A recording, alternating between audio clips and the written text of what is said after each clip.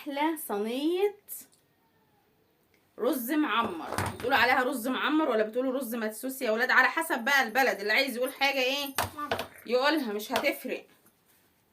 صينيه بطاطس بالفراخ، انما ايه، لوز اللوز. كل سنه وانتم طيبين يا حبايبي، وينعاد علينا وعليكم رمضان بالخير والصحه والستر والسعاده. واللي ما حققش حاجه رمضان ده يحققها رمضان اللي جاي، وكل سنه وانتم طيبين ومع حبايبكم متجمعين. ونبدأ بسم الله. أهلا بيكم في مطبخي المتواضع الصغنون. كل سنة وانتوا طيبين يا حبايبي. النهاردة بقى هنعمل صينية بطاطس بالفراخ، وانتوا اكيد اساتذة في عمايل الاكل، بس هو انا بشارك معاكم يومي مش اكتر، يعني أنا مش بعلم حد، كلكم على راسي من فوق. حبينا النهارده بقى نغير، فراخ مطبوخه، فراخ مشويه، فراخ بزبادي، فراخ ببصل، فقلنا نغير مع اننا برضو هي الفراخ، بس يلا الحمد لله على النعم. بصوا الفراخ انا حطيت عليها بصل، طماطم، فلفل، فصين توم، وشوية ملح وفلفل وسنة قرفة. انا بحب عليها القرفة، ما بتديش على فكرة الطعم القرفة الجامد، بس تدي نكهة حلوة قوي كده. ومسكتهم دعكتهم كلهم في بعض كده، وبعد كده نزلت عليهم بالفراخ علشان تاخد بقى من التتبيلة دي، وهسيبها شوية على النار، وبعد كده على في التتبيلة دي، يعني فاهميني، انا لازم اهنج يا ولاد معاكم كده شوية. هدعكها بقى في التتبيله ديت بقى تاخد مع نفسها كده، بس هضيف لها بقى ايه، معلقتين كبار صلصه. انا طبعا مقطعه عليها طماطم، فمش عايزين طماطم تاني، هنحط عليها معلقتين صلصه بشويه ملح وفلفل كده، ونزودها معلقه سمنه بلدي بتوديها في حته تانية. ما تزوديش ميه، ما تزوديش اي حاجه، الفراخ هتنزل ميه والبطاطس، وهتبقى ايه، تتهمك كده كلها مع بعضها، بتبقى زي العسل. سبتها ارتاحت شويه هنا، وبعد كده خدتها بقى ايه على النار من فوق كده، تاخد ايه، غلوه، علشان ابقى انزلها الفرن. خلاص الوقت دخل علينا، وقد اصح وقت الفطار يا رجال.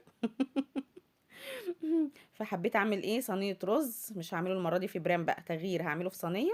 ده كيلو رز، حطيت عليه شويه فلفل وملح، كل واحد وطريقته، انا بحب احط عليه فلفل، انتي ما بتحطيش ما يمنعش، مش هنختلف.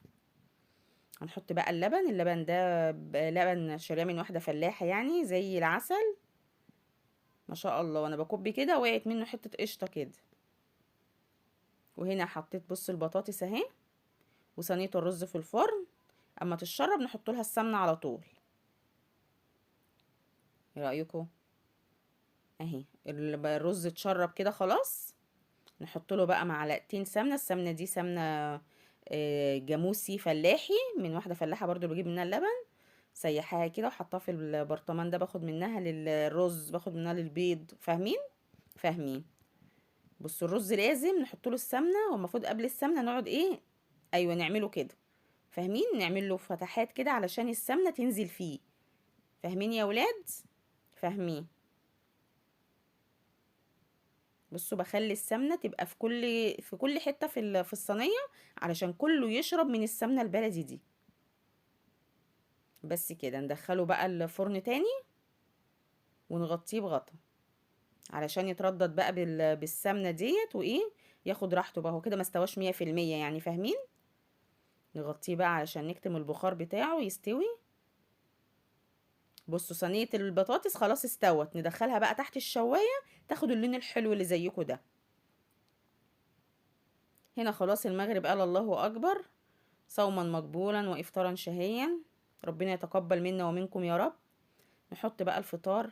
حطيت الرز، انا بحب اوي اكل من الطبق الاستانلس ده.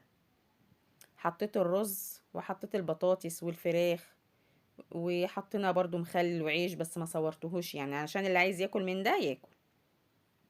وكانت لقمة زي العسل، حبيت اشاركها معاكم. قوليلي بقى في التعليقات فطرتوا ايه. التغيير مطلوب مطلوب مطلوب في رمضان علشان ما نزهقش، وربنا يديمها علينا نعمة يا رب، يحفظها من الزوال، ربنا بس يدومها على كده. بصوا الرز طالع عامل ازاي، مفيش حباية لازقة في التانية، مفرفر وزي العسل. ولا صينية البطاطس والله العظيم كانت زي العسل، وجوسي كده، مش ملزوقة ولا محروقة ولا اي حاجة. والفراخ كانت واخدة لون، انتوا شايفين انا مش هتكلم، الصور والفيديو بيتكلم عن نفسه. ايه رايكم؟ قولوا لي تسلم ايديكم ايديكي في التعليقات. ما تبخليش عليا بتعليق حلو زيك واشتراك في القناه، وحطي لي ايه اهم حاجه، تحطي لي تعليق عشان اعرف انك بتشوفيني وبتتابعيني. وده كان فطارنا. اشوفكم على خير في فيديو جديد، ومع السلامه.